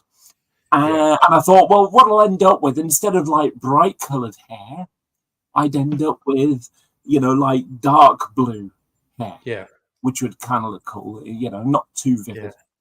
And so what happened was I ended up something that looked like a horrible kind of rancid blue. But the grey bits in my hair, which was far too much for my liking, ended up like a steel blue that made me look 10 years older. Oh gosh. So it didn't really work very well. Oh dear. See, that's what I call natural highlights. The last couple times, if I put a bright color in my hair, I call it the natural highlights. The grey picks up all the color. Yeah. So literally the day after, I went wearing a hat to buy some brown hair dye and undo it all. Yeah. So I just thought, like I say, I thought I'd show you something a bit different. Thank you. No, that's really cool. I really like it. Yeah. I bought actually what I really wanted was turquoise because turquoise is my favorite color. Right. And, okay. Sort of somewhere between blue and green. But apparently it dyes. It's not a permanent one. This will probably only get about 8 washes out. So I went and bought green and blue and 2 boxes of them. So I've got enough to last me for a little, for some time. Cool. So I'll be going green. I've actually got some blue glasses around. And these look really good with the blue hair. Yeah. Oh, they really do. That is a great combo. Yeah. So I'm guessing when I got green, the green will look really good. Yeah. No, good. And hello, Hannah, too, by the way. That's Laura just showing off that fantastic color. Oh yeah, as Strictly Sega says, if you bleach repeatedly, it can have kind of catastrophic effects. Yes. Yeah, it kind of goes brittle. I can already feel it. Yeah. Already can feel it's got. When you get a hair in your mouth, and you just get that kind of like Yes. But this feels like it just feels different. It's almost like nylon thread. Yes. It does. You have to use a lot of conditioner when you do something to bleach your hair because it's very. Yeah. Oh gosh, I'm both worried and excited that Hannah has the greatest treason I've ever been called into a manager's office. After some of the stories Hannah's told, I'm pretty enthralled by this. I was strictly saying, I'm given hair tips because I have colored mine. Like I've particularly when I've put bright colors in, I've got stuff, and there was obviously a bleaching element. You can tell when you put it into your hair and it burns your scalp. You can feel it kind of burning while it's sitting on your hair. Okay. Hannah with the tips. Use Olaplex, Elvive Bond Repair, or a similar product. Oh, there you go. I use Elvive. Yeah, I use Elvive myself. Oh, there you go. So you're already onto it. Yeah. But like I say, I just thought it was a bit different. Yeah, it's nice. Oh my god, I feel so what do you call it? Subconscious about it, just like it is a thing that everyone's going to notice. You're going to be noticed when you're out and about now. Well, the thing about it is there's a weird duality because one of the things about trans people, trans women in particular, is you want to be stealth. You don't want to be noticed. Yeah, and being focused can make you very around. yeah, drifting around quietly and Yeah. you know, blending in with everybody else, you know, Yeah. is a kind of a thing. But Yeah. you know, unfortunately, I'm really tall, so I don't really do it anyway. You get Uh, noticed anyway. yeah, and not only that, I don't like my voice. I really don't. I hear too much guy in it still. Yeah. You know, Okay. it's it's one thing that I really don't like. If there's two things in total that I really don't like, one is being really tall, and the other one is you know, just the voice. You know, it's a pity that the whole testosterone and estrogen thing doesn't work in the same way as it does for trans guys. For Yeah. trans men, the reason why guys get thicker vocal cords, it's cartilage, and it's the All right. testosterone that happens during puberty. But the cartilage doesn't go away. It's like your ears, you know, they get bigger, Yes. don't go away. You know, so the cartilage is just thickened, and that's it now. But for trans guys, it's great because you'll have someone who sounds female at first, but as they start getting testosterone, the voice will get deep. More male. Yes. It will thicken. Yeah. I have heard extreme cases of people getting surgery on the vocal cords where they're actually getting them scraped. That sounds terrifying and full of possible complications. And yeah, there is a really interesting one. A guy in South Korea. And you know how, like with a recorder or, you know, saxophone or whatever, you know how the bigger the hole is, the deeper the sound is? Right. Similar kind of story. Basically, he has one where he goes in that way and just makes it smaller. Oof. They certainly do some outlandish cosmetic surgeries in South Korea. I'll say that much. Also, Hannah, as I just wanted to hear this story, getting called into the manager's office. You get told you don't sound Australian because of your supposed accent, aka pronouncing words correctly. And you're called into the manager's office because people were concerned for your welfare after your recent response of, I grew up in a cult as an accent explanation. Thank you. And I actually agree. I do actually think Laura has a nice voice. So, yeah, you do have a nice voice. And yes, and Strictly Sega is on board too. So there you go. Let's see. What? Jesus, it's almost like I haven't got great pictures. Okay, this. He's talking about the surgery with the guy closing up someone's throat. I just think what surgery on your throat, I would want it to be life preserving because I would just be extremely worried about complications. So this is what I wear when I go out. Oh, sorry, I missed it. There we go. Where is it? Oh, I remember this picture. Wicked, yes. At a rally. I love it. Yeah, it was a shit rally. Well, it looks like it was all you, basically. Yeah, a little bit. No, what happened was, okay, so it's a stupid thing, but so the UK transphobic government, they were like, we're going to ban conversion therapy, which is trying to get gay people to not be gay, or gay people, right? Yeah. So, so we're going to ban this. The UN has described it as torture. So what happened was it got leaked that the government weren't going to be doing it. And the next day the government go, no, we are banning it. We're just not banning it for trans people because apparently there wasn't enough evidence to say whether torturing trans people is bad for their physical or mental health. Yeah. And now it's something that has been like kicked down the can so many times. It wasn't even in the King's speech, you know, like a couple of months ago.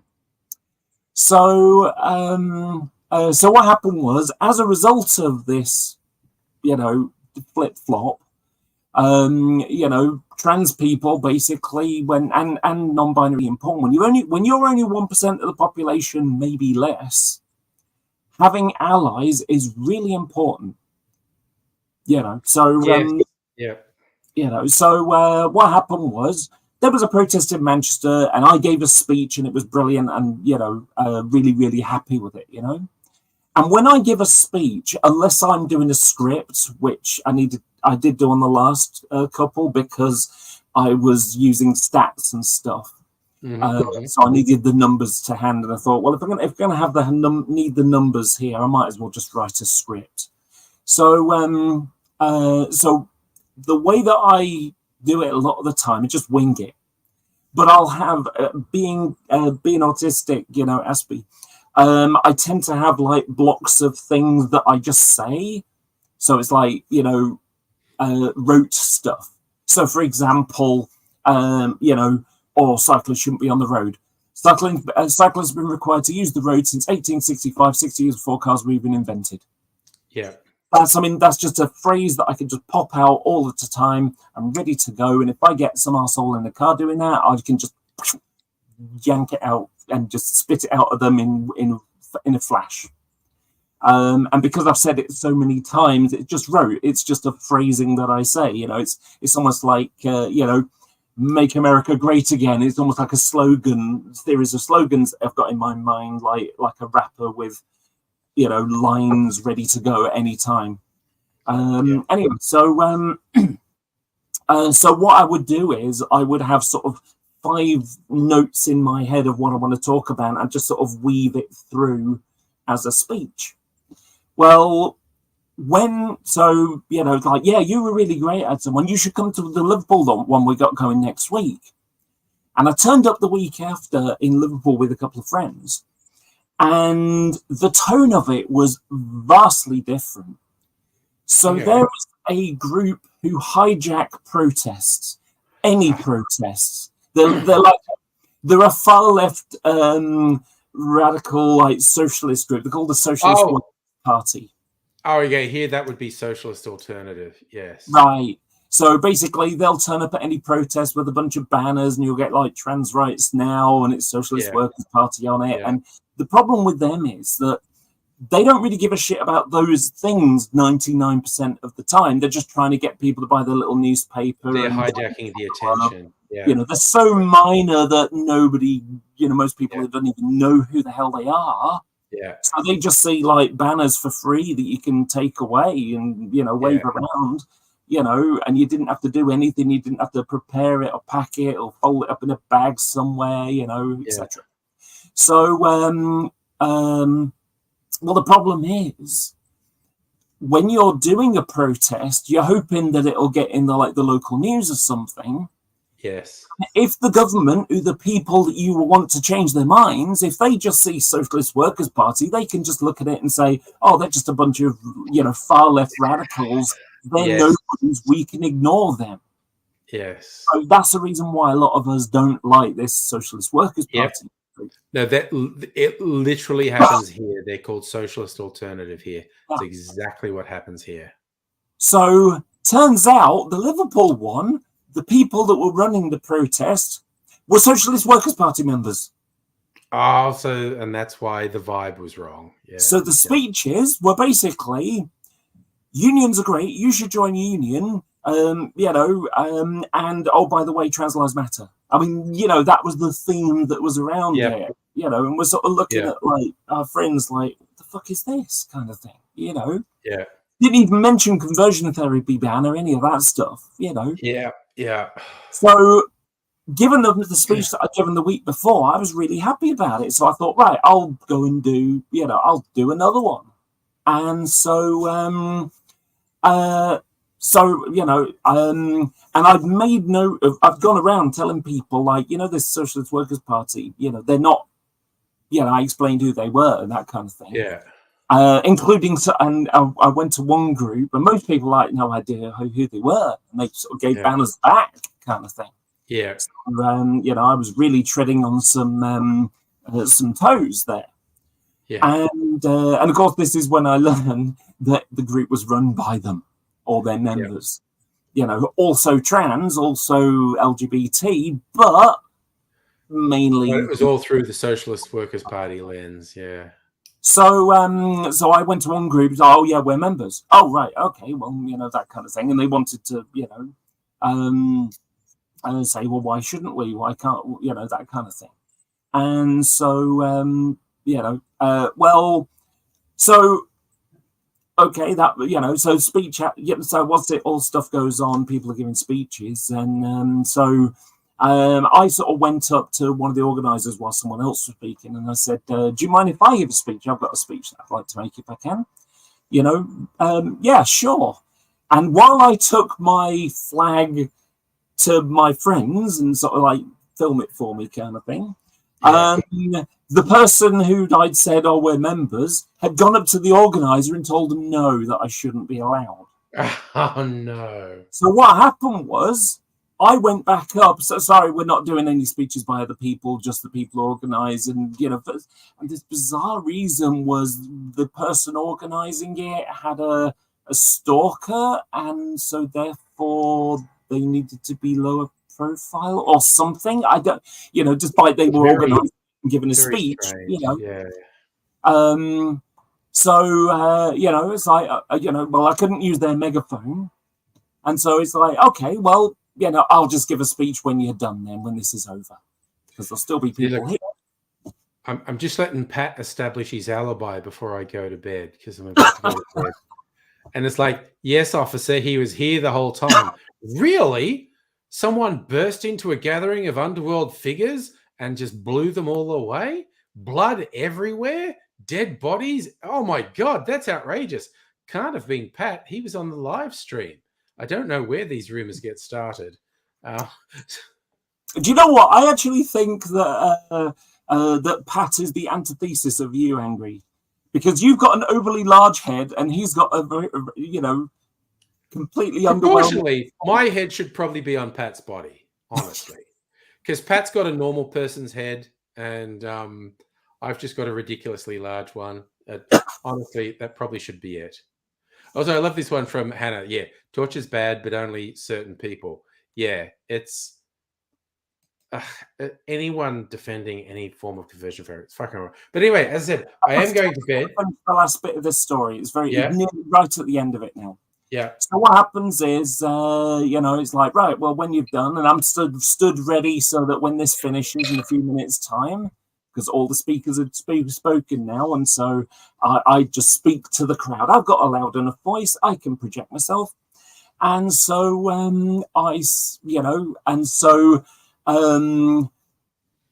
it seemed to have finished. So I started talking, and then next thing you know, they're shouting over me. Oh, God. Trans lives matter or whatever, trans is beautiful or something. And then now we're going to go on a march. Oh, wow. And they led 3/4 of them off, and I was left with about 20 people. Wow. And so I gave a speech, but I was really not very happy with it because, the whole SB thing, that I was so thrown and upset by what the fuck was that? Yeah. That my brain was all over the place. I was like, just, it's almost like my brain fractures and like, I'm so busy thinking about what the fuck was happening there that I'm not able to concentrate on the things that I'm trying to do. Yeah. So I ended up with this horrible rambling speech where, although I was saying things, I'd go like, I was getting the order in the wrong place, and then I was remembering something. Yeah, you were thrown off. And so I ended up going back and adding that point, and it was horrible. Yeah. So So in other words, screw those guys who take over. The same thing happens here. Yeah, and also massive congratulations to Hannah. Finishing therapy is great, and I am going to enjoy my cherry Sega. Glad you feel like I bought my dad bought this phone yesterday. New phone. Yep. Nice. 12. Yeah. Nice. New phone.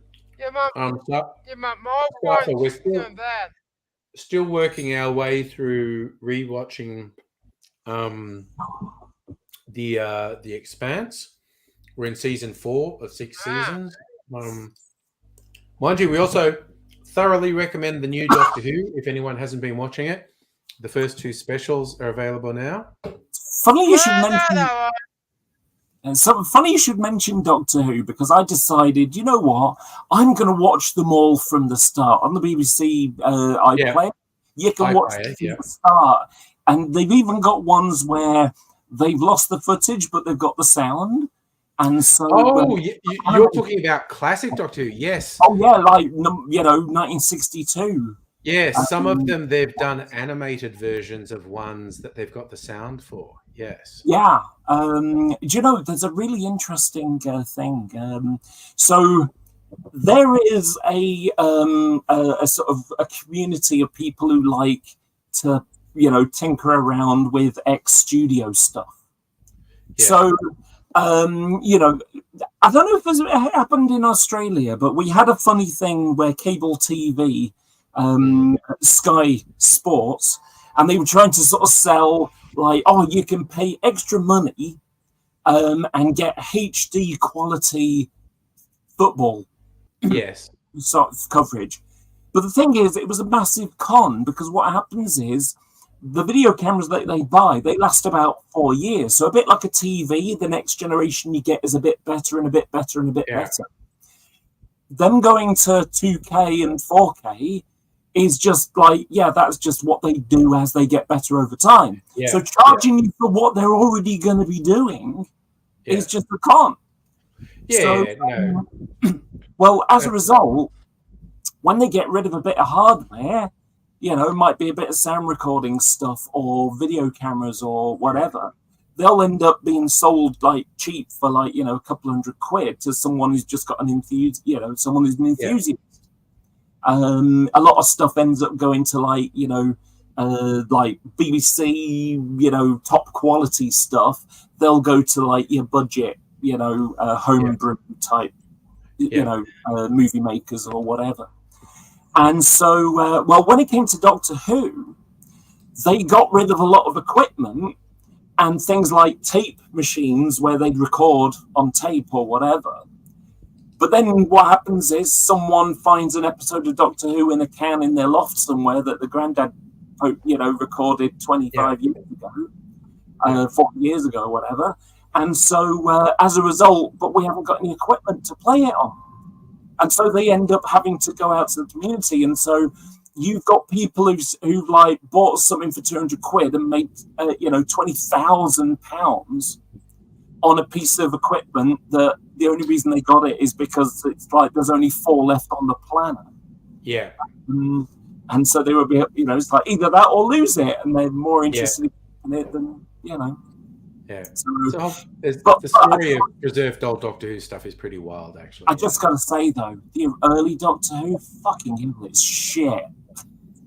I'm sorry, I've got to say. Oh, no, I'm not into the 60s Doctor Who. The 60s stuff. When Tom Baker, it got better, but before that, so far, I'm going off the original guy. Oh, God. Yeah. No, I'm into Pertwee and Tom Baker, but not really prior to that. Anyway, I am going to bed now, so bye. Thanks for letting me. Folks another time. Probably on Thursday, unless something comes up, like I'm having dinner with the Offspring everyone. So I'll see you all.